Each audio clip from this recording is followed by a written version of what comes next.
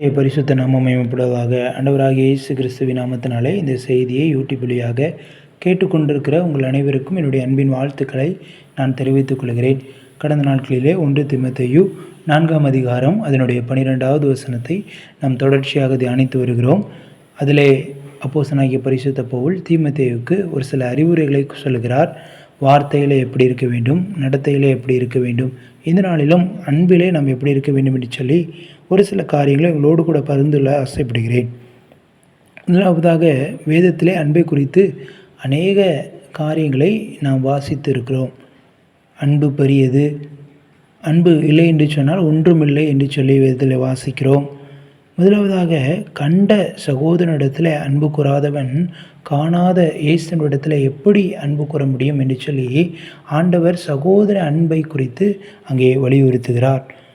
நாம் வாழ்கிற உலகத்திலே, குடும்பத்திலே அல்லது நம்மோடு கூட உடன் பிறந்த சகோதரரிடத்திலே நம்முடைய அன்பு எப்படி இருக்கிறது? மாய்மாலமான அன்பாக இருக்கிறதா? உண்மையான அன்பாக இருக்கிறதா?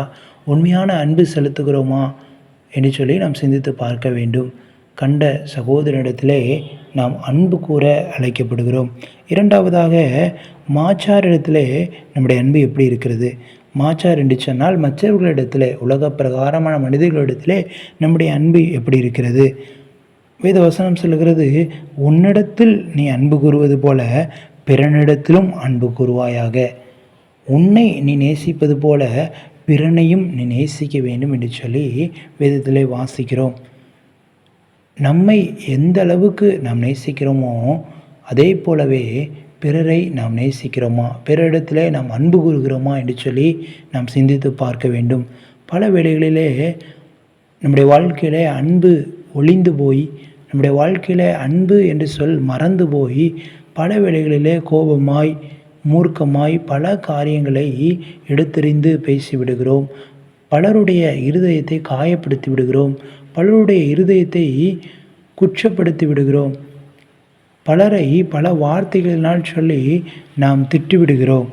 ஆனால் இங்கே அன்பை குறித்து ஆண்டவர் சொல்லும்போது, உன்னிடத்தில் நீ அன்பு கூறுவது போல பிறனிடத்திலும் அன்பு கூறு என்று சொல்லி அங்கே ஆண்டவர் வலியுறுத்துகிறார். அருமையானவர்களே, மாச்சார் இடத்திலே நம்முடைய அன்பு எப்படிப்பட்டதாக இருக்கிறது? யோவான் 13ஆம் அதிகாரம் 34வது வசனத்தில் சொல்லப்பட்டிருக்கிறது, நான் உங்களிடத்தில் அன்பாயிருந்தது போல நீங்களும் ஒருவரில் ஒருவர் அன்பாயிருங்கள் என்கிற புதிதான கட்டளையை உங்களுக்கு கொடுக்கிறேன். நான் உங்களிடத்தில் எப்படி நான் அன்பாக இருந்தேனோ, ஆண்டவர் நம்மிடத்தில் எப்படி அன்பாக இருந்தாரோ அதே போலவே நாமும் நம்முடைய வாழ்கிற வாழ்க்கையில் ஒருவரில் ஒருவர் அன்பாக இருக்க அழைக்கப்பட்டிருக்கிறோம் என்கிற புதிய கட்டளையை ஆண்டவர் கொடுக்கிறார். நாம் அன்பாக இருக்க வேண்டும் என்று சொன்னால் ஆண்டவர் நமக்கு ஒரு கட்டளை கொடுக்கிறார். அன்பாக இருக்க வேண்டும் என்று சொல்லி ஒரு கட்டளையை ஆண்டவர் நமக்கு கொடுத்திருக்கிறார். அப்போ அந்த கட்டளையில் நாம் எப்படி இருக்கிறோம் நாம் யோசித்து பார்க்க அழைக்கப்படுகிறோம். மூன்றாவதாக இயேசுவினுடைய அன்பு.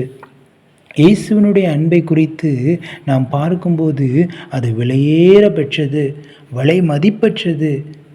அந்த அன்பிற்கு ஈடானது ஒன்றுமே இல்லை. அவர் நம்மேல் வைத்த அன்பின் நிமித்தமாக தன்னைத்தானே வெறுமையாக்கி அடிமையின் ரூபம் எடுத்து வாய் திறவாத ஆட்டை போல முழுவதுமாக தன்னைத்தானே ஒப்பு கொடுத்து சிலுவையிலே அவர் அடிக்க கொடுத்தார். அருமையானவர்களே, ஒருவேளை அந்த இயேசு கிறிஸ்துவனுடைய அன்பு நமக்கு இருக்கிறதா? 2 கைகளையும் 2 கால்களையும் தன்னுடைய சிரசையும் ஒப்பு கொடுத்து தன்னுடைய இரத்தத்தை, தன்னுடைய சரீரத்தை கிழிக்கவும் தன்னுடைய இரத்தத்தை சிந்தவும் ஒப்பு கொடுத்தார். அதற்கு மிக முக்கியமான காரணம் என்னென்று சொன்னால், அவர் நம்மேல் வைத்த அன்பு. 2 கைகளையும் விரித்து, வா பாவி, மலைத்து நில்லாதே வா என்று சொல்லி நம்மை அன்போடு கூட அழைக்கிறார்.